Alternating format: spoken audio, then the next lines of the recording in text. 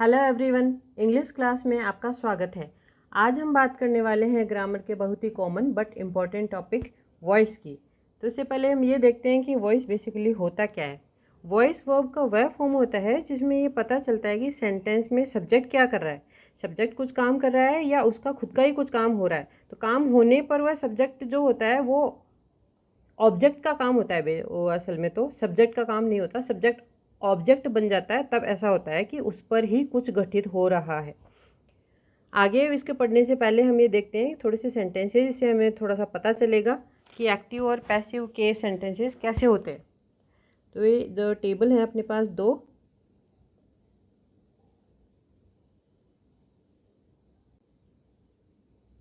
ये है एक्टिव और ये है पैसिव सेंटेंसेस। अब इसमें देखिए, सबसे पहले आई ईट ब्रेड और दूसरे में है ब्रेड इज ईटन बाय मी। तो यहाँ सब्जेक्ट ये है और ये एक्टिव है, ये सब्जेक्ट बना हुआ है, यहाँ पर ये काम कर रहा है। आई ईट ब्रेड, मैं ब्रेड खाती हूँ। अब ब्रेड इज ईटन बाय मी, अब यहाँ ब्रेड मेरे द्वारा खाई जाती है, यहाँ ब्रेड का काम हो रहा है अब। और ये जो ब्रेड सबसे पहले ऑब्जेक्ट थी वो यहाँ आके सब्जेक्ट बन गई। इसी तरीके से आगे वाले सेंटेंस देखते हैं। शी राइट्स अ लेटर, वह लेटर लिखती है। तो अब यहाँ देखिए, ये है सब्जेक्ट और ये फिर वर्ब और ये है ऑब्जेक्ट। और इनको वापस चेंज अगर हम करते हैं तो जो सबसे लास्ट में जो ऑब्जेक्ट था वो यहाँ रख दिया हमने अ लेटर, जो अब सब्जेक्ट बन गया। अब पहले तो ये वह लेटर लिखती है, अब ये जो लेटर है ये लिखा जाता है यहाँ पर। इसको हिंदी में अगर हम ट्रांसलेट करते हैं तो भी कि मैं ब्रेड खाती हूँ, ब्रेड मेरे द्वारा खाई जाती है। शी राइट्स ए लेटर, वह लेटर लिखती है। A letter is written by her, एक पत्र उसके द्वारा लिखा जाता है, यानी पत्र का काम हो रहा है, अब लेटर का काम हो रहा है। आगे देखते हैं।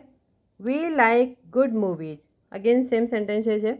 सेंटेंस तो इसके अंदर वी है, ये सब्जेक्ट है, लाइक वर्ब है। और वर्ब का चेंज ही इस वॉइस को सॉल्व करने के लिए आसान है कि अगर हमें वर्ब चेंज करना आसानी से आ जाता है फिर कोई प्रॉब्लम नहीं होगी। इसको समझने में बहुत ही इजी टॉपिक है ये। तो देखिए फिर से, जो गुड मूवीज है, ये पूरा गुड मूवीज, ये ऑब्जेक्ट में सिर्फ इतना ही नहीं है, क्योंकि ये जो मूवीज है इसका एडजेक्टिव है ये, इसलिए इसके साथ ही इधर आएगा गुड मूवीज आर, ये वर्ब है। लाइक्ड, ये मेन वर्ब है। मेन वर्ब हमेशा थर्ड फॉर्म में रहती है। बाय एस, बाय लग के एस यानी सब्जेक्ट को लिख दिया जाता है। अब देखते हैं कि वॉइस होते कितने प्रकार के हैं, एक्टिव वॉइस और पैसिव वॉइस। एक्टिव वॉइस का मतलब है कि जो जिसमें सब्जेक्ट सक्रिय होता है, और पैसिव में वो सब्जेक्ट काम नहीं कर रहा होता है। तो एक्टिव वॉइस का शाब्दिक अर्थ है सक्रिय होना। जब हम वाक्य में सब्जेक्ट, बात यही रखनी कि सबसे कई बार ये भी होता है कि हम सब्जेक्ट और ऑब्जेक्ट को डिफाइन नहीं कर पाते, और एग्जाम में जो क्वेश्चंस पूछे जाते हैं एक्टिव से पैसिव ही पूछे जाएं, ये ज़रूरी नहीं है। बहुत बार पैसिव से एक्टिव भी बनाया जा सकता है, तो इसलिए इसका कंसेप्ट को समझना बहुत ज़रूरी है। तो देखते हैं आगे। स्वयं सक्रिय एक्टिव होता है, जो सब्जेक्ट होता है वो खुद एक्टिव होता है, अर्थात जब कर्ता सब्जेक्ट स्वयं कार्य करता है। हाँ, एक्टिव होने का मतलब वही है कि वो खुद काम करता है। और इसके अंदर होता है क्या, सब्जेक्ट इंपॉर्टेंट होता है। Active voice transitive and intransitive दोनों वर्ब्स में होता है। अब अगली बात जो ज़रूरी है वो ये है कि एक्टिव वॉइस जो होता है इसमें ट्रांजिटिव एंड इंट्रांजिटिव दोनों वर्ब से होते हैं। ट्रांजिटिव वर्ब क्या होती है, ट्रांजिटिव वर्ब का मतलब होता है कि जिसके अंदर ऑब्जेक्ट हो, ऑब्जेक्ट होने पर ही ट्रांजिटिव वर्ब होती है। और तो ऑब्जेक्ट होने पर ही तो एक्टिव से पैसिव बनेगा, क्योंकि अगर ऑब्जेक्ट नहीं हुआ तो हम सब्जेक्ट की जगह ऑब्जेक्ट और ऑब्जेक्ट की जगह सब्जेक्ट रखेंगे कैसे। इसलिए ज़रूरी है कि active voice transitive and intransitive दोनों वर्ब में हो जाता है, लेकिन पैसिव बनाते टाइम ऑब्जेक्ट की ज़रूरत होती है। आगे देखते हैं कि इसमें ट्रांजिटिव और इंट्रांजिटिव को पहचानेंगे कैसे, कि ये सेंटेंस कौन सा है। Rohit reads a book, Rohit एक किताब पढ़ता है, ये ट्रांजिटिव वर्ब है। ट्रांजिटिव का मतलब है कि इसके पास अपना ऑब्जेक्ट है, इसके पास ऑब्जेक्ट है। बुक है, बुक ऑब्जेक्ट है, लेकिन इसके साथ कोई आर्टिकल लग रहा है, इसके साथ कोई एडजेक्टिव है, तो उसको भी हम चेंज करते वक्त उसको, उस ऑब्जेक्ट को अगर सब्जेक्ट बनाते हैं तो उसको सामने रखा जाता है। आगे देखते हैं। Rohit goes to school. अब स्कूल जा रहा है तो बहुत बार ऐसा कन्फ्यूजन हो जाता है कि स्कूल है तो सही ऑब्जेक्ट, लेकिन ये ऑब्जेक्ट नहीं है, क्योंकि रोहित अगर स्कूल जाता भी है या नहीं जाता है तो भी स्कूल पे कोई फ़र्क नहीं पड़ता। ऑब्जेक्ट वह होना चाहिए ट्रांजिटिव वर्ब में, मतलब उसको रोहित बुक को पढ़ रहा है, कुछ कर रहा है, तो बुक को पढ़ा जा रहा है, यानी बुक पे असर हो रहा है, उसको पढ़ा जा रहा है हाथ में लेके। रोहित स्कूल जा भी रहा है तो स्कूल को क्या हो रहा है? स्कूल को तो कुछ भी नहीं हो रहा। अगर स्कूल को साफ कर रहा है या स्कूल के इसको पेंट कर रहा है तो स्कूल का कुछ काम हो रहा है, बट यहाँ पर स्कूल का कोई काम नहीं हो रहा है, इसलिए यहाँ ये इंट्रांजिटिव वर्ब है। Transitive that which requires an object, मतलब जिसका अपना ऑब्जेक्ट होता है, और इंट्रांजिटिव जिसमें ऑब्जेक्ट नहीं होता है। हाँ, अब देखिए ये भी है, बर्ड्स फ्लाई। अब बर्ड्स फ्लाई, तो यहाँ सब्जेक्ट है, वर्ब है, ऑब्जेक्ट है ही नहीं। क्या उड़ते हैं वो पक्षी? क्या उड़ते हैं? बस उड़ते हैं, उनके पास ऑब्जेक्ट नहीं है। तो ये कौन सा सेंटेंस है? इंट्रांजिटिव वर्ब का है। डॉग बार्क्स, कुत्ते भौंकते हैं, कुत्ता भौंकता है, तो इसमें ये भी है अब इंट्रांजिटिव वर्ब से बना हुआ सेंटेंस। सेम सेंटेंस अगला है, राम राइट्स ए लेटर, जिसमें राम एक पत्र लिखता है। आगे देखते हैं पैसिव वॉइस क्या होता है। पैसिव, जो हमने एक्टिव की बात की कि एक्टिव में सब्जेक्ट जो होता है वो मेन होता है, वही काम कर रहा होता है, वो डूअर होता है। और पैसिव में सब्जेक्ट काम नहीं कर रहा होता है, वो बाई लगा के हम उसको सेंटेंस में पीछे रख देते हैं, और जो ऑब्जेक्ट होता है उसको हम सब्जेक्ट बना देते हैं। तो पैसिव वॉइस का शाब्दिक अर्थ है निष्क्रिय होना। वाक्य में जो सब्जेक्ट स्वयं निष्क्रिय रहता है, जो वर्ब के अनुसार कार्य किया जाता है, तो ये पैसिव वॉइस होता है। इसमें भी ऑब्जेक्ट इम्पोर्टेंट होता है। अब इसमें ऑब्जेक्ट इम्पोर्टेंट क्यों हो गया? क्योंकि यहाँ पर ये जो पैसिव वॉइस है ये ऑब्जेक्ट से ही शुरू होता है, इसलिए ये इम्पोर्टेंट हो गया। हाँ, ऑब्जेक्ट को शुरू में रखा जाता है। पैसिव वॉइस ट्रांजिटिव वर्ब से ही बनता है, ये जो हमने ऊपर देखी वही बात है। अब हम इन सबको चेंज करेंगे कि एक्टिव से पैसिव बनाया कैसे जाए। तो सबसे पहले इसमें इस पूरे सेंटेंस के थोड़े से टुकड़े करके उनको अलग अलग समझना होगा कि इसमें क्या क्या चेंज करने होंगे जिससे एक्टिव वॉइस का पैसिव वॉइस बनाया जाए। तो सबसे पहले हम ध्यान देते हैं कि ये जो सेंटेंस है, देखो हमने ऊपर देखे, सबसे पहला यही सेंटेंस है, आई ईट ब्रेड। अब यहाँ जाके मैंने इसको बाई भी लगा दिया, और उसको आई को मैंने मी भी बना दिया, और शी को हर भी बना दिया। तो ये सब क्या चीज़ है? तो हम इसके बारे में पढ़ेंगे पहले। सी, ये जो प्रोनाउंस है इसको बाई लगा के सेंटेंस के अंत में जब रखा जाता है तो किस हिसाब से इनको चेंज किया जाता है। यानी ये सब्जेक्ट है और अब इनको ऑब्जेक्ट बना रहे हैं, तो आई का हम यहाँ पर आई नहीं रखेंगे वापस। Bread is eaten by I ऐसा नहीं होगा, इसको हम मी बनाएंगे। तो इसके लिए हम पूरा टेबल एक याद करते हैं जिसके अंदर सब्जेक्ट कैसा होता है, ऑब्जेक्ट कैसा होता है। देखिए, इसमें होता है सब्जेक्ट की केस, अगर ये सबसे पहले रखा जाता है आई तो ये आई लिखा जाएगा। अगर इसको बाई लगा के बाद में सेंटेंस के अंत में रखा जाएगा तो ये हो जाएगा मी। ऐसे ही सेम वी का अस, जैसे अगर मैं लिखूं कि वी राइट लेटर्स, तो अब ये जो लेटर्स है ये शुरू में आ जाएगा। अब इस वर्ब को देख के हम सबसे पहले ये पहचानेंगे कि ये टेंस कौन सा है, उसी के अकॉर्डिंग तो हम हेल्पिंग वर्ब का यूज़ करेंगे। वो भी हम आगे देखेंगे कि हेल्पिंग वर्ब को कैसे चेंज किया जाता है, क्या होने पर क्या बदलाव किया जाता है। तो ये प्रेजेंट सिंपल का टेंस है। अब इसके अंदर प्रेजेंट सिंपल में वैसे हेल्पिंग वर्ब डू डज होती है, बट यहाँ पर डू और डज को यूज़ नहीं है, तो वर्ब मेन वर्ब से हम पहचानेंगे कि ये टेंस प्रेजेंट है। लेकिन अब इसको पैसिव बनाते वक्त हेल्पिंग वर्ब की ज़रूरत हमें पड़ेगी, तो इसलिए हम देखो ये प्रेजेंट सिंपल है और ये वी के बाद राइट्स है, इसका मतलब ये सिंगुलर ये प्लूरल है, तो ये प्लूरल वर्ब है और यहाँ लेटर्स है। तो अब इसके अकॉर्डिंग इसकी यहाँ आने वाली वर्ब आएगी। अगर यहाँ लेटर होता तो हम इज लिखते, बट यहाँ लेटर्स है तो are. Letters are written by us. देखिए ये जो वी है ये अस बन गया। ये जो थर्ड है पजेसिव केस, इसमें होता है कि इसके बाद कोई नाउन होता है। पजेसिव का मतलब होता है अधिकार। तो इन नाउन्स को अगर हम यूज़ करते हैं तो इनके साथ कोई नाउन यूज होता है, तब हम इनका प्रयोग करते हैं। यू का यू ही बना रहता है, ही से हिम बन जाता है, शी से हर बन जाता है, दे दैम, इट का इट, हु हुम। ये होता है इसके, ये प्रोनाउन चेंज करने का टेबल है जो आपको याद करना पड़ेगा, तब ये क्लियर हो जाएगी। अब सबसे ज़रूरी ये टेबल है सबसे इम्पोर्टेंट कि हमें एक्टिव से पैसिव बनाते हैं तो कुछ बातें फिक्स रहती है कि सब्जेक्ट को ऑब्जेक्ट बना दो, ऑब्जेक्ट को सब्जेक्ट बना दो और सब्जेक्ट को पीछे रखते वक्त उसके साथ बाई लगा दो और इसे रख दो।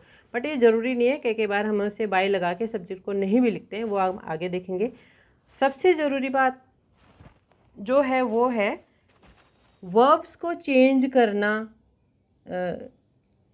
वर्ब को चेंज कैसे किया जाता है, तो देखिए हम पहले देखते हैं कि एक्टिव जो हम सेंटेंसेस शुरू से देखते हैं वो होते कैसे हैं। वो एक्टिव तो ये होते हैं कि अब टेंस के अकॉर्डिंग पूरा चार्ट बनाया है ये। पैसिव वर्ब में पैसिव वर्ब्स इन टेंसेस, तो ये हम जानते हैं इंडेफिनाइट टेंस में डू डज होता है, ये हेल्पिंग वर्ब होती है। लेकिन ये ज़रूरी नहीं होता है कि हर जगह हेल्पिंग वर्ब आएगी हमें सेंटेंस में दिखाई देगी, नहीं देगी। ये या तो नेगेटिव सेंटेंस में दिखाई देगी या फिर इंटरोगेटिव में। और सिंपल सेंटेंस जो असर्टिव सेंटेंस है जिसमें अफर्मेटिव और नेगेटिव होता है, उसके अंदर डू और डज का यूज नेगेटिव में तो होगा, अफर्मेटिव में नहीं होगा। फिर इसमें जो मेन वर्ब होती है उसमें होता है वर्ब की फर्स्ट फॉर्म यूज होती है, और वर्ब की फर्स्ट फॉर्म में कभी कभी एस या एस भी लगता है सिंगुलर सब्जेक्ट के साथ। ये एस या और एस प्रेजेंट में ही लगता है और कहीं नहीं आता। और तो इसकी जो हेल्पिंग वर्ब हम पैसिव में बात करते हैं। अब बात ये कर रहे हैं कि हम प्रेजेंट सिंपल, ये देखिए टेंस हम देखते हैं कि ये प्रेजेंट टेंस यहाँ लिखा हुआ है मैंने प्रेजेंट और ये इंडेफिनाइट यानी सिंपल। तो हम इसको ऐसे देखेंगे present simple, present continuous, present perfect continuous. तो ये प्रेजेंट तो एक ही बार लिखा हुआ है। तो प्रेजेंट परफेक्ट में हेल्पिंग वर्ब जो पैसिव में आती है ये 3 याद रखनी होगी। इज, आर, एम, इनमें से कोई होगी एक। अब ये एक कौन सी होगी?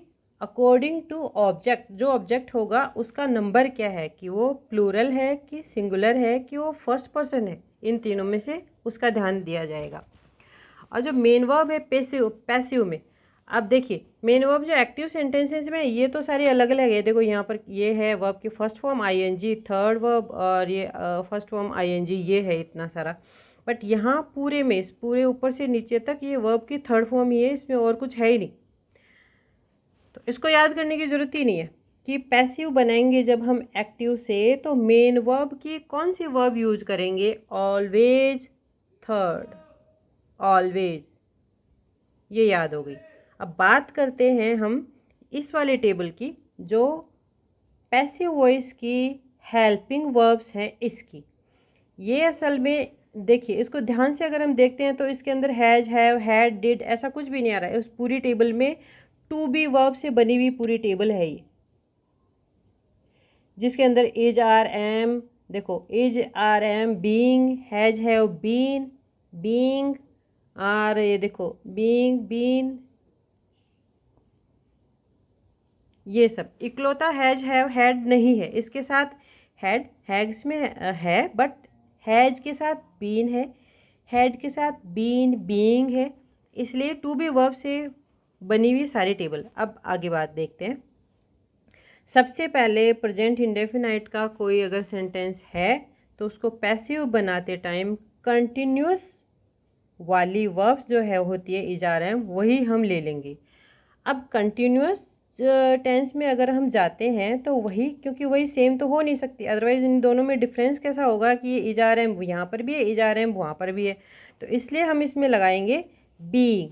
तो फर्स्ट में हो गया इज आर एम, फिर से इज एम आर और बीइंग, और ये जो मेन वर्ब है इसकी third form is am are के साथ बीइंग लगाएंगे, मेन वर्ब की थर्ड फॉर्म।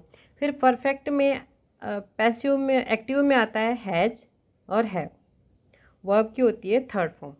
तो आगे इसको चेंज करने के लिए हम हैज हैव और बीन लगा देंगे। बहुत सारी बुक्स में ये सिर्फ 3 जो टेंसेज है इन्हीं का एक्टिव से पैसिव बनाया जाता है। परफेक्ट कंटिन्यूअस के लिए ये कहा जाता है कि इसका पैसिव बनता ही नहीं है। पैसिव तो इसका बनता है बट रेयर है, इसका यूज भी रेयर होता है, इसके एग्जाम में इसके क्वेश्चंस भी बहुत ही कम आते हैं, इसलिए बनते हैं बट इससे इसका पैसिव बनता है। अभी देखते हैं आगे। तो हमने पहले 3 की बात कर ली। ये जो फॉर्मूला है कि यहाँ इज आर एम है, ये यहीं पर था थोड़ी देर पहले, ये देखो। तो ये कंटिन्यूस में है, ये वाली वर्ब हमने यहाँ ले ली, और ये कंटिन्यूस में भी ये इज आर एम यहाँ 2 बार यूज हो गया। एक बार इज आर एम इकलौता, दूसरी बार इज आर एम अब प्लस बीइंग। फिर यहाँ फोर्थ वाले में देखो हैज हैव बीन, तो हैज और हैव, हैज बीन या हैव बीन, इस तरीके से है ये। तो has been have been since for ये है, तो हमने यहाँ से भी इससे ली, थोड़े से अगले वाले से हमने हेल्पिंग वर्ब ले ली, तो हेल्प ले ली अपने नेबर से।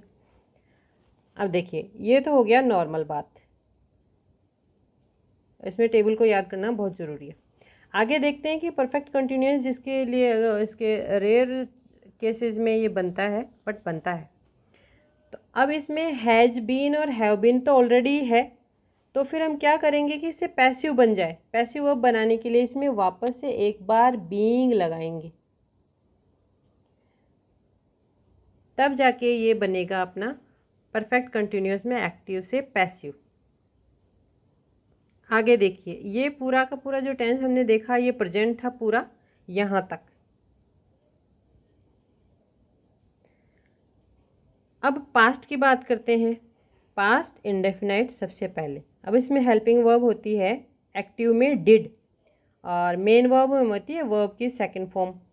तो अब डिड सभी सेंटेंस में आए ये तो ज़रूरी है नहीं, तो हम या तो ये कुछ होगा ना कुछ तो ऐसा होगा जिससे हमें ये पता चल जाएगा कि ये टेंस जो है पास्ट का है या प्रेजेंट का है। और पास्ट का है तो कौन सा इंडेफिनाइट है, कंटिन्यूअस है या परफेक्ट है, कौन सा है, और अगर प्रेजेंट का है तो कौन सा है। तो हमें सबसे पहले तो ये वर्ब्स ध्यान होना ज़रूरी है, मेन वर्ब कौन सी आती है इस टेंस में और हेल्पिंग वर्ब कौन सी आती है। तो अब इसमें पैसिव वर्ब्स को देखते हैं हम। वॉज और वर आएगा इस पे। तो हमने वॉज और वर यहाँ देखो दूसरा नंबर का, ये है 1 और ये है 2 और यहाँ पर ये रहा और यहाँ पर ये रहा। तो हमने वॉज वर यहाँ पर भी है, वॉज वर यहाँ पर भी है, यहाँ पर हमने बीइंग लगा दिया। ऊपर हमने सेम देखा था कि ये पर इज आर एम, यहाँ पर भी इज आर एम और यहाँ पर बीइंग एक्स्ट्रा है, तो ये 2 बार हो गए ना यूज। तो सेम ही ये यहाँ पर भी हुआ है, वॉज वर यहाँ एक्स्ट्रा में बीइंग। थर्ड को अगर हम ना भी देखें, ये फोर्थ जो परफेक्ट कंटिन्यूअस इसका बनता है कि नहीं बनता है वो बात की बात है। पर अगर हम थर्ड के देखते हैं उससे पहले हैड बीन, तो हैड बीन कहाँ से मिला हम क्यों,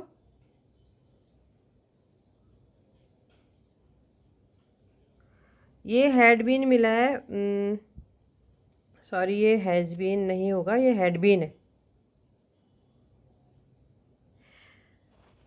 तो इसके परफेक्ट में होता है helping verb. Past perfect tense में जो हेल्पिंग वर्ब होती है वो हैड और मेन वर्ब की होती है थर्ड फॉर्म।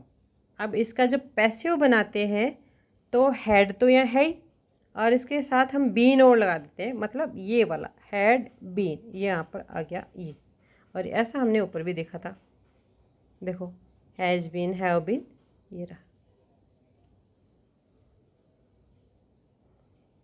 तो ये बन गया हैड बीन और वर्ब की थर्ड फॉर्म। इसको बार बार देखने की आवश्यकता इसलिए नहीं है क्योंकि पैसिव में जो मेन वर्ब होती है इसकी थर्ड फॉर्म ही यूज होती है ऑलवेज, सिंस फॉर।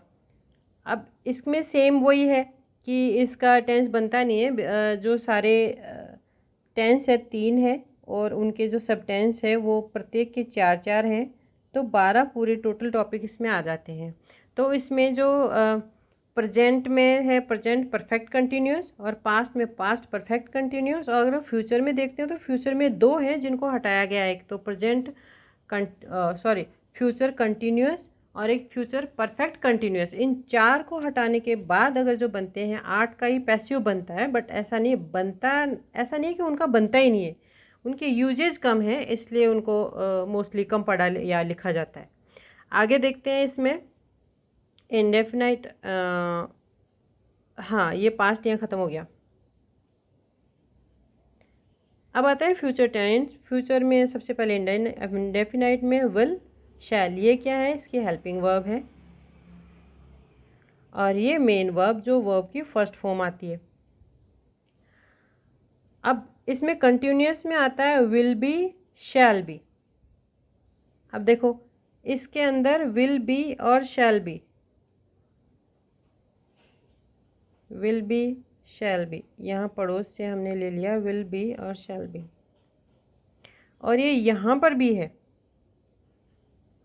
जो सबसे ऊपर के 2 जो टेंस हैं इसके अंदर याद रखने के लिए कि जो खुद इंडेफिनाइट जो टेंस होता है वो अपने पड़ोस से, मतलब अपने नज़दीकी टेंस कंटिन्यूस से हेल्पिंग वर्ब ले लेता है, बस लेके रख लेता है। अब वो जब ले गया तो कंटिन्यूस के पास क्या बच गया, कंटिन्यूस के अपनी ओरिजिनल इज आर एम या वॉज वर या विल बी बचा ही है, तो वो अपने को डिफरेंट करने के लिए साथ उसके साथ बीइंग लग जाता है। ऐसा हम याद करने के तरीके से इस तरीके से बोल सकते हैं। तो वैसे तो इसको पढ़ा ही नहीं जाता है कि इसका कंटिन्यू ये जो है फ्यूचर कंटिन्यूस इसका पैसिव बनता ही नहीं है, बट यहाँ बन रहा है, हम बनाते हैं इसका। देखो यहाँ विल बी लग गया, will be shall be verb की थर्ड फॉर्म, और अब यहाँ विल बी शैल बी तो है इसके साथ, अब सेम इसी से तो बन नहीं सकता, इसलिए will be being shall be being ऐसा बनेगा इसका पैसिव और मेन वर्ब की थर्ड वर्ब। परफेक्ट में विल हैव शैल हैव ये होता है। तो अब यहाँ पर हम फिर से यहाँ तीसरे नंबर पे जाके अपनी कुछ इंतज़ाम कर लेते हैं कि यहाँ देखो परफेक्ट कंटिन्यूस में होता है will have been shall have been, तो यहाँ रख लेते हैं हम विल हैव बीन। ये सोचते हैं कि इनसे तो कुछ होना जाना नहीं है तो हम यहाँ पर इनके हेल्पिंग वर्ब ले लेते हैं, बट इनसे भी बनती है भाई पैसिव, इनका भी बनता है। ये चार्ट सिर्फ आपको हेल्पिंग वर्ब याद करने के लिए, अगर हम इसकी आगे एक्सरसाइजेज करेंगे तब हमें पता चल जाएगा कि ये जो सारी वर्ब्स हमने चेंजेस देखे इनका यूज किस तरीके से होता है। पैसिव में वर्ब की थर्ड फॉर्म से पहले वर्ब टू बी का यूज होता है, हाँ टू बी का यूज होता है। ये जो पूरी टेबल है, ये जो थर्ड फॉर्म है, ये थर्ड वर्ब जहाँ होती है पैसिव में ये वाली, ये उससे पूरा ये टू बी वर्ब्स हैं सारी की सारी जो है इसमें is are am being been been being ये सारी लगी हुई है। इसका मतलब है कि ये टू बी फॉर्म से बना हुआ है। अब हमने ये टेबल पढ़ ली, अब आगे ये देखते हैं कि ये जो टेबल हमने टेंस की पढ़ी, ये कौन कौन से सेंटेंसेस में किस किस तरीके से यूज होती है। तो सेंटेंस कितने तरीके के होते हैं जिसको हम देख के ये डिसाइड करेंगे कि कौन से सेंटेंस में इंटरोगेटिव है कि नेगेटिव है कि अफर्मेटिव के ऑप्टेटिव है, किस तरीके का सेंटेंस है और इसमें क्या रूल फॉलो करने होंगे हमें। तो पहले तो सेंटेंस देखते हैं कि सेंटेंस बेसिकली 5 होते हैं। सबसे पहले असर्टिव सेंटेंस, असर्टिव में 2 सेंटेंस होते हैं, अफर्मेटिव यानी स्वीकारात्मक, हाँ बोलने वाले, जैसे हमने ऊपर देखे थे राम राइट्स ए लेटर, ये स्वीकारात्मक है अफर्मेटिव है। और नेगेटिव है क्या, नकारात्मक, नहीं वाले। तो राम, अब देखिए हमने जो डू डिज की बात की थी कि वो सिंपल सेंटेंस में नहीं आते अफर्मेटिव में। यहाँ मैं अगर लिखती हूँ राम राइट्स अ लेटर। अब इस पूरे सेंटेंस में डू और डज का कहीं यूज है ही नहीं। ये कहाँ होगा? अगर ये नेगेटिव है या फिर वो इंटरोगेटिव बनता है तो नेगेटिव में ऐसे बनेगा, Ram does not write a letter.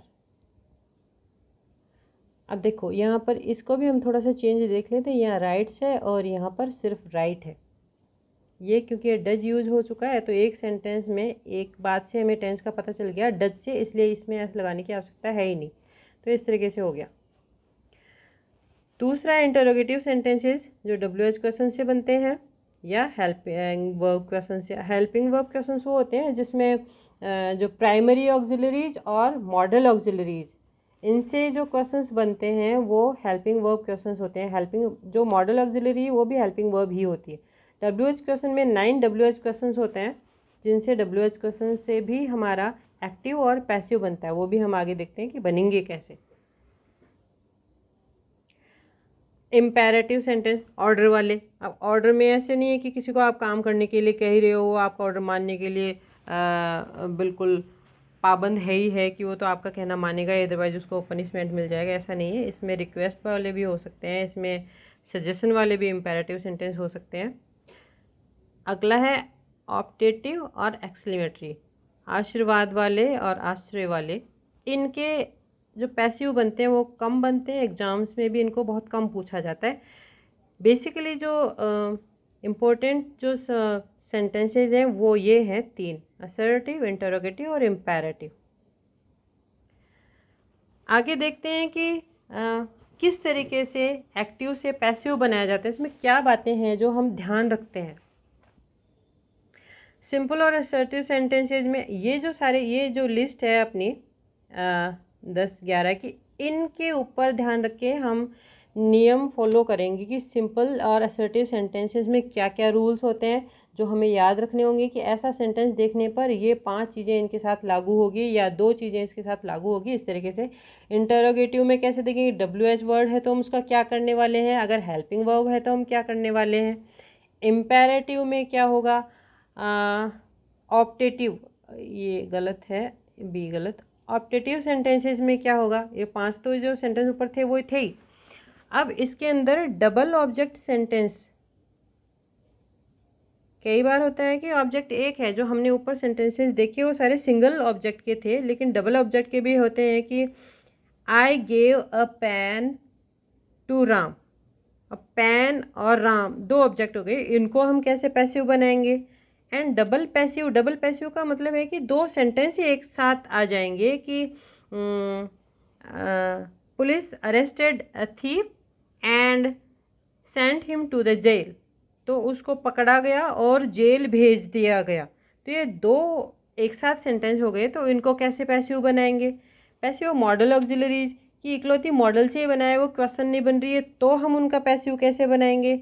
I am going to open a shop, अगर मैं ऐसा करूँ, ऐसा बोलूँ तो उसको हम पैसिव कैसे बनाएंगे। इनके सभी के रूल्स हम 1 बाय 1 आगे देखेंगे। तो ये 9 जो हमने टॉपिक्स लिखे हैं इन पे बेस्ड अपने सारे रूल्स होंगे। तो जो पहले मैंने बातें ऊपर बता भी दिए, वापस लिखी हुई वही, ऑब्जेक्ट को सब्जेक्ट व सब्जेक्ट को ऑब्जेक्ट बना दिया जाता है। एक्टिव से पैसिव बनाते टाइम हम क्या क्या बातें ध्यान रखते हैं, ये इसके बारे में है। ऑक्सिलरी वर्ब का प्रयोग पैसिव सब्जेक्ट के नंबर, पर्सन और वर्ब के टेंस के अनुसार किया जाता है। हाँ, बिल्कुल किया जाता है कि हम अगर सब्जेक्ट सिंगुलर है तो यहाँ पर सिंगुलर वर्ब आएगी, और अगर अपना ऑब्जेक्ट प्लूरल है तो अब इस ऑब्जेक्ट को जब हम यहाँ पर लाएंगे सब्जेक्ट की जगह, जो इसको हटा देंगे इसको, और हम इसकी जगह ऑब्जेक्ट रख देंगे जो कि अपना प्लूरल था। तो अब प्लूरल जब था ये, तो हम यहाँ पर वर्ब भी तो प्लूरल रख देंगे, वर्ब प्लूरल। और सब्जेक्ट के लिए अब यहाँ पर ये कि सब्जेक्ट सिंगुलर है या प्लूरल है, इस वर्ब पे इसका कोई असर नहीं पड़ेगा। ये इसका मतलब ये होता है। अगला है प्रोनाउन का प्रयोग जब सब्जेक्ट के रूप में होता है तब वह कर्ता का नॉमिनेटिव केस होता है, और जब इसका प्रयोग ऑब्जेक्ट के रूप में होता है ये तो एक ऑब्जेक्टिव केस में होता है। हाँ, तो जो हमने देखा था कि जो सब्जेक्टिव ये होते हैं, इसमें आई वी यू,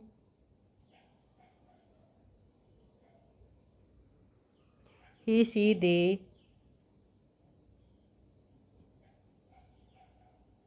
अब इनको ऑब्जेक्ट बनाते हैं तो ऑब्जेक्टिव केस में ये कैसे बनते हैं। आई का क्या बन जाएगा, जब हम बाई लगा के, जब सेंटेंस के लास्ट में हम बाई लगाते हैं और उसके बाद ये वाले जो ऑब्जेक्टिव केस है वो लिखे जाते हैं, तो आई से बनेगा मी, वी से बनेगा अस, यू का you, he him, she her, they them. ये दूसरी बात जो याद रखने की है, ये जो नियम है, ये एक बार जब हमें प्रैक्टिस करने लग जाएंगे तो इनकी ज़रूरत नहीं पड़ेगी, हमें बार बार जाके रूल याद नहीं करने पड़ेंगे, फिर हम यूज्ड हो जाएंगे कि किस तरीके से एक्टिव से पैसिव बनाते हैं। लेकिन शुरू में हम थोड़ा से टाइम तक ये ध्यान रखना पड़ेगा कि ऑब्जेक्ट को सब्जेक्ट और सब्जेक्ट को ऑब्जेक्ट बना दिया जाता है, ये होना ही होना होता है। ऑक्सिलरी वर्ब का यूज सब्जेक्ट के नंबर, पर्सन और मतलब कि वो सिंगुलर है तो सिंगुलर वर्ब आएगी, जो ऑब्जेक्ट हम इधर लाएंगे वो, और अगर वो प्लूरल है तो प्लूरल। अगला है एक्टिव वॉइस में मेन वर्ब को हमेशा वर्ब की थर्ड फॉर्म में बदल दिया जाता है, इसमें याद करने की बात ही नहीं। जो पैसिव वॉइस में जो मेन वर्ब होती है, पैसिव में उसका टेंस कंटिन्यूस हो, इंडेफिनाइट हो, परफेक्ट कंटिन्यूस हो, कुछ भी हो, उसमें मेन वर्ब का थर्ड वर्ब ही होती है, थर्ड फॉर्म ही होती है ऑलवेज। सब्जेक्ट को ऑब्जेक्ट बनाने पर ये एजेंट कहलाता है, इसे बाय लगाकर हाँ तो अंत में रख दिया जाता है। अंत में रख दिया जाता है यदि आवश्यक है तो, क्योंकि बहुत बार ऐसे कॉमन सब्जेक्ट होते हैं जिनको बाय लगाकर ऑब्जेक्ट को सब्जेक्ट जब इनको ऑब्जेक्ट बनाया जाता है सब्जेक्ट को, तो उनको लिखना है ऐसा कोई ज़रूरी नहीं है, ऐसा कंपल्सन नहीं है। उनको अगर लिख दिया जाता है तो गलत नहीं है, लेकिन वो अननेसेसरी यूज होता है, क्योंकि उसको नहीं भी लिखा जाए तो भी वो ठीक है। तो यदि आवश्यक है तो इसे, अन्यथा इसे हटा दिया जाता है, अदरवाइज इसको रख दिया जाता है। वो है कौन कौन से जिनको हटा दिया जाता है, लिखने की ज़रूरत ही नहीं होती। जो हटाए जा सकते हैं वो है वन, समवन, समबडी, नोबडी, इनको याद ही कर लें, इसमें कोई रूल नहीं है कि इनमें से अगर कोई आता है तो हम इनको अगर ऑब्जेक्ट बना देते हैं, ये सब्जेक्ट है तो ऑब्जेक्ट बनाते हैं, उसको नहीं लिखेंगे तो बाई की यूज भी, अब बाई का जरूरत तो ये पड़ेगा ना कि हम सब्जेक्ट को ऑब्जेक्ट बना के यहाँ लिख रहे हैं, अगर हम इसको लिख ही नहीं रहे हैं तो इसकी भी जरूरत नहीं है, तो ये भी नहीं लिखा जाएगा। या I we you indefinite subject, he she they, ये कब, जब ये अगर किसी रेयर केस में यूज हो रहे हैं तो हम इनको भी हटा सकते हैं, लेकिन ऐसा बहुत कम होता है, ये मोस्टली रखे ही जाते हैं पीछे। आई को मी, वी को अस, यू और ये सब लिखे जाते हैं। अगली बात है एडवर्बियल कोई अगर है तो एडवर्बियल जो हाउ, वेयर, व्हेन, वाई का जो जवाब देने वाले जो वर्ड्स होते हैं वो एडवर्बियल, कि ये सुबह से, शाम से, किस जगह, कहाँ पर, क्यों, इस तरीके के जो है वो एडवर्बियल होते हैं, तो इनका प्रयोग किया जाता है। इनमें चेंज नहीं होता, इनकी बस जगह चेंज होती है, फिर इनको रख दिया जाता है।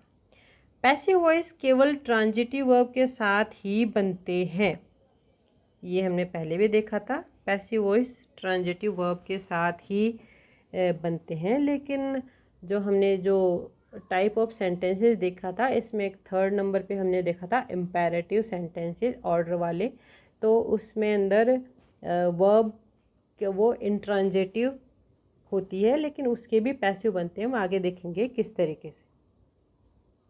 अब हम जो देखने वाले थे कि जो हमने सेंटेंस की सबसे पहला वाले लाइन, अब शुरू करते हैं हम इसमें से, ये इसके सेंटेंस कैसे बनेंगे। तो इसमें सबसे पहले हम टेंस से शुरू करते हैं। टेंस जितने भी तरीके के हैं उनसे बने हुए सेंटेंस को पैसिव कैसे बनाया जाता है। सबसे पहले इंडेफिनाइट टेंस। इंडेफिनाइट टेंस कौन से, सारे तीनों, प्रेजेंट, पास्ट और फ्यूचर। तो इंडेफिनाइट, अब ये है प्रेजेंट, तो इसका मतलब हम यहाँ देख रहे हैं कि प्रेजेंट सिंपल या प्रेजेंट इंडेफिनाइट टेंस में एक्टिव वॉइस ऐसा होता है और उसका पैसिव किस तरीके से बनाया जाता है ये देखेंगे हम इसमें। तो the boy throws the ball outside. अब इसमें यहाँ तो ये लिखा हुआ है कि प्रेजेंट है और इंडेफिनाइट टेंस है, पर हमें तो इतना सा ही सेंटेंस मिलेगा। अब इसको देख के हमें पता करना पड़ेगा कि ये सेंटेंस है कौन सा, ये कौन सा टेंस है। तो अब इसमें कोई हेल्पिंग वर्ब नहीं है। अब हेल्पिंग वर्ब है नहीं तो यहाँ पर मेन वर्ब का ध्यान देना पड़ेगा कि मेन वर्ब क्या है और क्या बता रही। तो यहाँ पर मेन वर्ब जो है वो है थ्रू, ये मेन वर्ब है। और यहाँ पर इसमें एस लगा हुआ है, इससे हमें क्या पता चल रहा है कि ये जो एस लगा हुआ है वो है ये प्रेजेंट बता रहा है, प्रेजेंट सिंपल। तो the boy throws the ball outside, ये एडवर्बियल भी आ गया यहाँ पर। तो अब हमने एक बात ध्यान रखी थी कि हम पहले तो छांटेंगे सब्जेक्ट और ऑब्जेक्ट, क्योंकि तभी तो बदलेंगे उनको। तो ये है अपना सब्जेक्ट, ये है वर्ब, ये है ऑब्जेक्ट और ये है एडवर्बियल।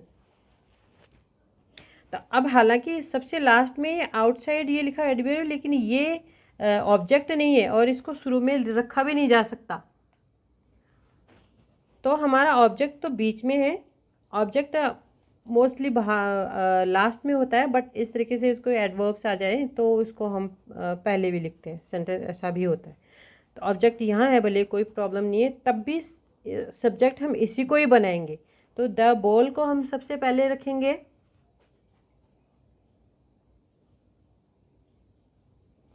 The ball. अब इसके बाद क्या रखते हैं, क्योंकि ये अब हालांकि ऑब्जेक्ट था, अब ये बन गया सब्जेक्ट। अब इसके बाद वर्ब आनी चाहिए, सब्जेक्ट के बाद वर्ब। तो वर्ब में हम हेल्पिंग वर्ब, यहाँ तो हेल्पिंग वर्ब है ही नहीं, लेकिन पैसिव में हर वक्त मेन वर्ब और हेल्पिंग वर्ब दोनों आएंगी, क्योंकि जो मेन वर्ब है वो तो ऑलवेज थर्ड फॉर्म में ही होती है, तो उससे तो कुछ पता ही नहीं चलेगा कि कौन से टेंस की है। इसलिए टेंस पता करने के लिए हमें हेल्पिंग वर्ब तो लगानी ही लगानी होगी। तो ये जो सेंटेंस है अपना, ये है प्रेजेंट इंडेफिनाइट का सिंपल का, जिसमें डू और डज होता है। ये कभी यूज़ नहीं होती है पैसिव में, डू डज और डिड इनको कभी हम नहीं देखेंगे पैसिव में लिखी हुई। ये तो सिर्फ यहाँ पर एक्टिव में जब आएंगी तो हम वहाँ जाके उसको इजारे में बदल देंगे, बस इतना ही इनका यूज है यहाँ पर हाल फिलहाल। तो ये देखते हैं कि ये प्रेजेंट सिंपल है, इसमें ये होती है, इनका कुछ नहीं करना। हम थोड़े पड़ोस में गए थे, यहाँ पर जाके हमने वर्ब ली थी इज आर एम, ये हमने 3 वर्ब देखी थी वहाँ पर, इज आर और एम। इनमें से हम यहाँ क्या लिखेंगे, ये द बॉल है, इसको देखेंगे कि प्रेजेंट है, सॉरी सिंगुलर है कि प्लूरल है। तो द बॉल जो है वो सिंगुलर है, तो सिंगुलर होने की वजह से हम यहाँ पर लगाएंगे इज। The ball is. अब मेन वर्ब ये जो है, अब मेन वर्ब की तो हमने वहाँ पूरी टेबल में नीचे तक देखा था कि मेन वर्ब में third form third form third form. तो थ्रो का बन जाएगा थ्रोन, थ्रोन। ये एडवर्बियल जो ऐसा कैसा आ जाएगा वापस। अब हम लास्ट में जो सब्जेक्ट है अपना द बॉय, उसको बाय लगाएंगे और यहाँ लिख देंगे बाय द बॉय। ये बन गया प्रेजेंट का एक सेंटेंस, एक्टिव से पैसिव। अब देखो फिर से यहाँ Rohan pledge cricket in the morning, यहाँ पर भी टाइम बताया गया है। तो अब इसमें बहुत सारी चीज़ें हमें धीरे धीरे धीरे, जो सारे रूल्स हम इतने सारे रिपीट कर रहे हैं इनकी ज़रूरत नहीं पड़ेगी, हम प्रैक्टिस में आ जाएंगे तो ये आसानी से हो जाएगा। अब देखो यहाँ मॉर्निंग है, ये ऑब्जेक्ट नहीं है, यहाँ ऑब्जेक्ट क्या है, रोहन क्या कर रहा है ऐसा जिसके किस चीज़ पे उसका असर हो रहा है। रोहन सब्जेक्ट है, ये तो हम जानते हैं, यहाँ पर ये सब्जेक्ट है। प्लेज ये वर्ब है, ये भी जानते हैं। और ये क्रिकेट खेलता है ना, ये है ऑब्जेक्ट। तो हम इस ऑब्जेक्ट को सबसे पहले लाएंगे क्रिकेट। अब यहाँ पर वर्ब सिंगुलर लाएं कि प्लूरल लाएं कि क्या, तो क्रिकेट प्लूरल तो है नहीं, ये तो गेम है, इसलिए हम ये लिखेंगे क्रिकेट इज। अब यहाँ पर जो प्लेज है वो कौन सा है, सेंटेंस तो हमारे यही चल रहे हैं अभी इंडेफिनाइट के। तो अब प्ले को हम फिर से थर्ड वर्ब में लिखेंगे। Rohan pledge cricket, Rohan played cricket खेलता है इन द मॉर्निंग। रोहन रोज की बात है उसकी कि वो मॉर्निंग में क्रिकेट खेलता है। Cricket is played by Rohan in the morning.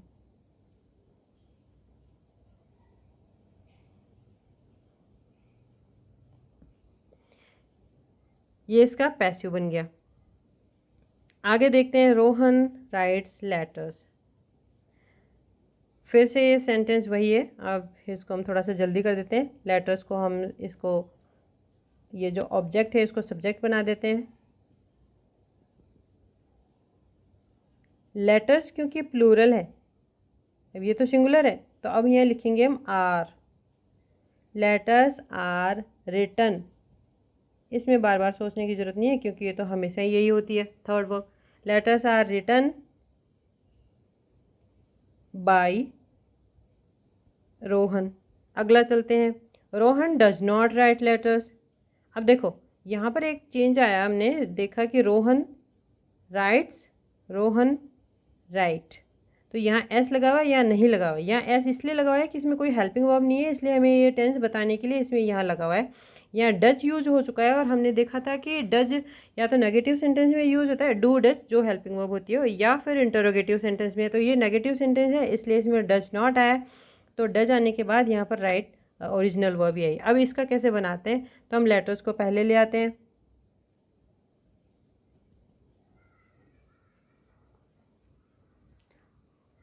और Rohan does not write letters. अब ये देखिए, ये तो है प्लूरल, मोहन है सिंगुलर, तो इसलिए डज आ गई। तो अब यहाँ पर लेटर्स क्योंकि ज़्यादा है तो हम यहाँ लिखेंगे are not written by Rohan. आगे देखिए, does Rohan write a letter. फिर से लेटर एक ही है और इसको हम आगे लिख देंगे ए लेटर। अब यहाँ जो डज है इसका तो कुछ नहीं होगा, लेकिन इसके बदल के हेल्पिंग वर्ब ही, सॉरी ये तो हमने क्वेश्चन ही, इसको इंटरोगेटिव में ही बनाना था। तो देखो ए लेटर के बजाय हम पहले क्वेश्चन बनाएंगे इसको, क्योंकि अगर कोई हेल्पिंग वर्ब, कोई भी हेल्पिंग वर्ब प्राइमरी ऑक्सिलरी हो या मॉडल ऑक्सिलरी हो, अगर वो स्टार्ट में आती है तो ये इसका क्वेश्चन मार्क भी है, तो वो क्वेश्चन है। तो यहाँ पर डज को हम चेंज करके बना देंगे इज। इज क्यों बनाया, क्योंकि इसके अंदर जो पैसिव हेल्पिंग वर्ब है इज आर एम में से ही कोई आएगी, और कौन सी आएगी ये ऑब्जेक्ट को देख के हम लगाएंगे। तो ये लेटर एक है, सिंगुलर है, इसलिए is. Is a letter written by Rohan.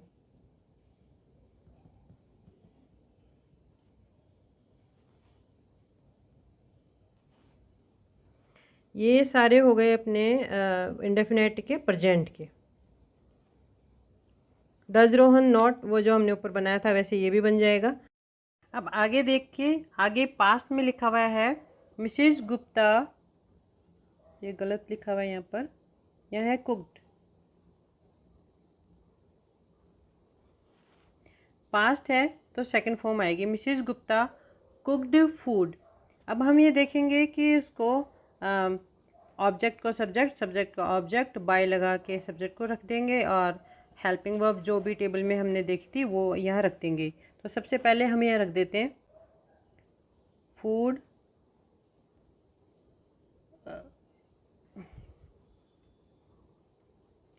Mrs Gupta cooked the food, इसको बनाना है हमें। तो अब इस द फूड को लाते हैं सबसे पहले, द फूड। अब क्योंकि ये पास्ट है इससे हमने पता कर लिया था इसका, और फूड सिंगुलर है इसलिए हम लिखेंगे द फूड वॉज। ये मेन वर्ब है, इसकी थर्ड वर्ब आएगी cooked. The food was cooked by Mrs Gupta. Simple है। अगला देखते हैं। Mrs Gupta did not cook the food. अब देखिए ये भी पास्ट है, ये भी पास्ट है। अब हम यहाँ पर कुक है लेकिन, और यहाँ कुकड है। ऐसा क्यों? ऐसा इसलिए क्योंकि यहाँ पर इकलौती जो मेन वर्ब है वही टेंस भी बता रही है। यहाँ पर टेंस बताने का काम डिड ने कर दिया, और जो helping verb do does did ये पैसिव में कभी यूज होती नहीं है, और सिंपल इंडेफिनाइट में भी वो तब होती है जब वो नेगेटिव सेंटेंस हो, या इंटरोगेटिव में जब वो क्वेश्चन बन रहा हो तब। तो यहाँ पर ये डिड नॉट मीन्स ये नेगेटिव सेंटेंस है, तो Mrs Gupta did not cook the food, तो इसका होगा द फूड। फिर से हमारा सब्जेक्ट बनने वाला है। The food was not cooked by Mrs Gupta.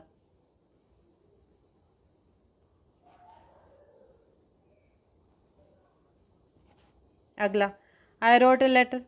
Same जो पहला है वैसे के वैसे ही बनेगा। ए लेटर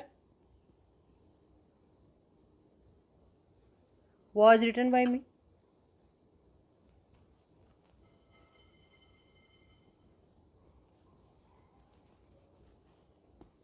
अगला, I did not write a letter. A letter was not written by me.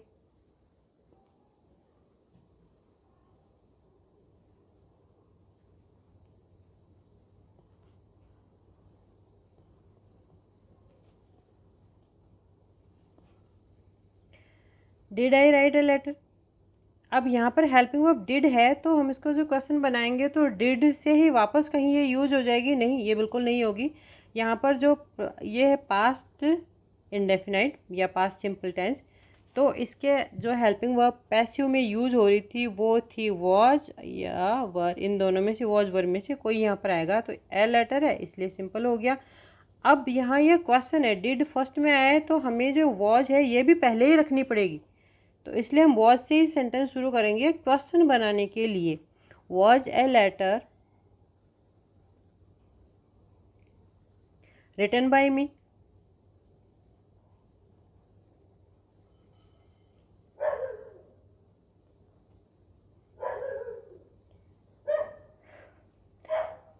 Did I not write a letter. Were letters. अब ये क्योंकि वर नहीं आएगा, सॉरी, वर इसलिए नहीं आएगा क्योंकि यहाँ ए लेटर है, तो was a letter not written by मी।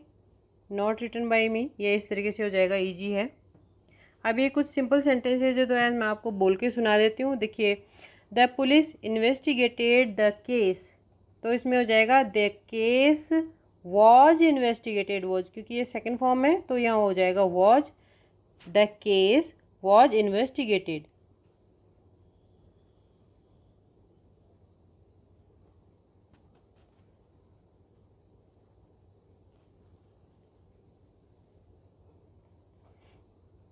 अब हम एक बार बात कर रहे थे कि जो सब्जेक्ट बाद में ऑब्जेक्ट बन जाता है, बाय लगा के उसको रखते हैं, तो कई बार रखा भी जाता है, कई बार उसको नहीं भी रखते हैं। तो अब यहाँ पर इसमें पुलिस को हमने रखा ही नहीं है पीछे, यानी हमने इसको ऑब्जेक्ट बनाया ही नहीं है। यहाँ सब्जेक्ट का काम तो कर रहा है, लेकिन क्योंकि ये जो सेंटेंस है इस तरीके का है कि द पुलिस इन्वेस्टी, तो जो केस की इन्वेस्टिगेशन वो करती है वो पुलिस ही करती है, ये नॉन बात है। इसलिए हम यहाँ पर पुलिस ना भी रखें, ना भी अगर लिखें तो भी हमारा काम चल जाता है। गलत नहीं है ये सेंटेंस, लिख दे तो गलत नहीं होगा, बट सही ये होगा। We help the poor. अब पुअर की हेल्प कौन करता है? हम ही करेंगे। पुअर तो पुअर की हेल्प करेगा नहीं। हम इसमें अब वी को लिखें अस करके या ना लिखें। वैसे ये बात तो होती है कि पुअर भी पुअर की हेल्प कर सकता है, कई बार रिच पीपल भी पुअर की हेल्प नहीं करते, डिपेंड करता है पर्सन टू पर्सन। तो इसके लिए हम लिखेंगे the poor were helped.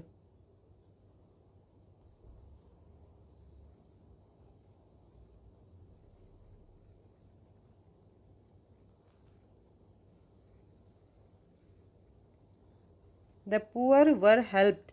The police investigated, police ने केस की इन्वेस्टिगेशन किया था। और वी हेल्प द पुअर, हम गरीबों की मदद करते हैं।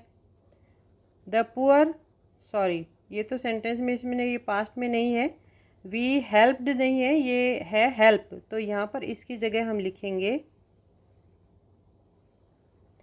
द पुअर आर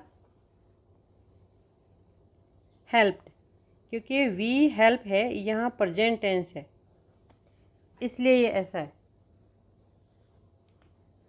अगला देखते हैं, Rohan help the poor boy. अब यहाँ है पास्ट, तो द पुअर बॉय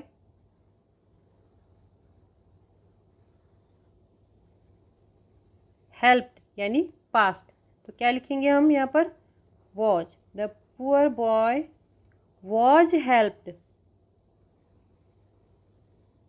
अब यहाँ पर हम रोहन को लिखेंगे जरूर बाई लिख के, बाई रोहन।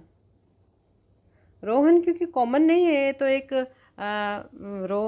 एक व्यक्ति है जिसके द्वारा गरीबों की सहायता की गई थी। तो the poor boy was helped, जो गरीब लड़का था उसकी हेल्प की गई थी, किसके द्वारा, रोहन के द्वारा। She did not sing a song, a song was not संग।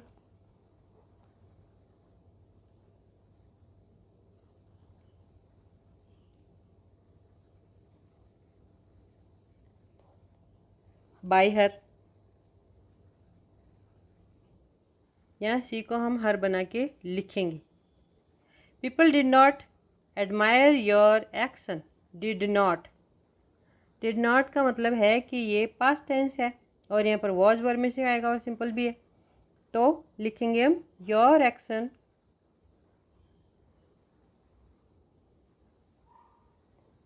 Was not admired. एक्शन एक ही है यहाँ पर।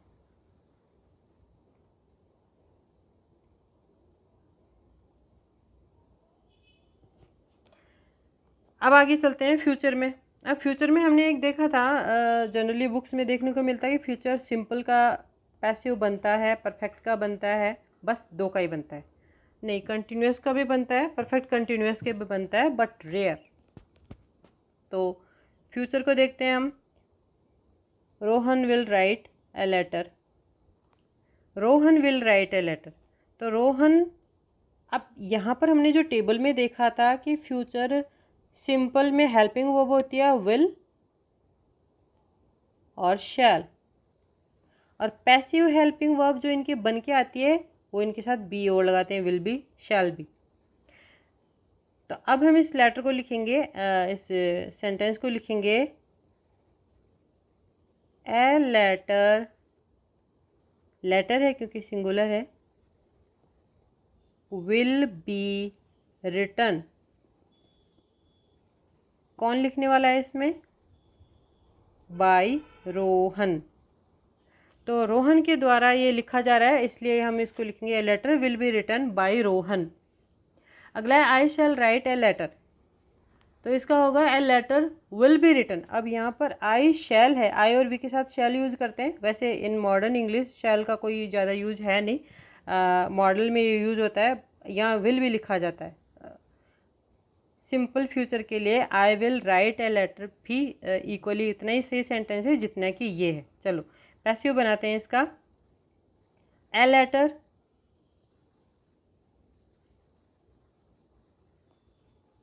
will be written by me।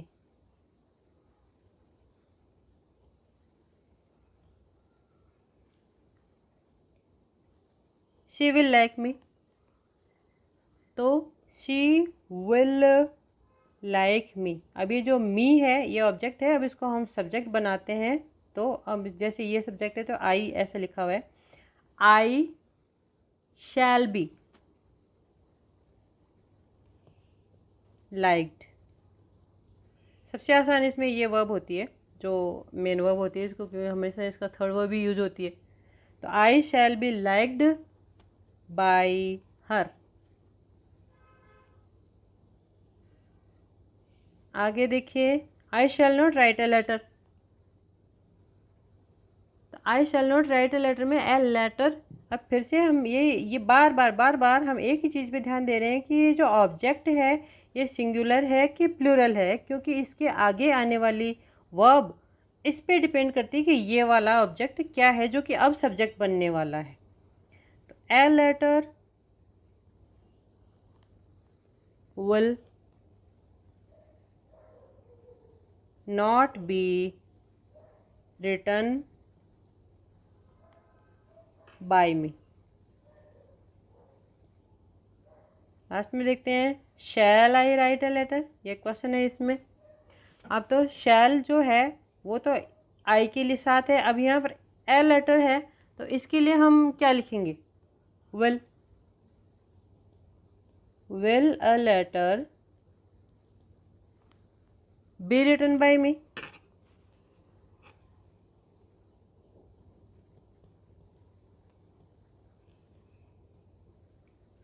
ठीक है, अभी थोड़ा सा ज़्यादा एक साथ पढ़ने से थोड़ा कन्फ्यूजन हो गया है, इसलिए आज की हम क्लास इतनी रखेंगे। बस ये थोड़े से एक टेबल्स को आप एक बार देख लीजिएगा, कंटिन्यूअस और परफेक्ट कंटिन्यूअस की आगे अगली क्लास में उसके बारे में आपको बताया जाएगा। Thank you.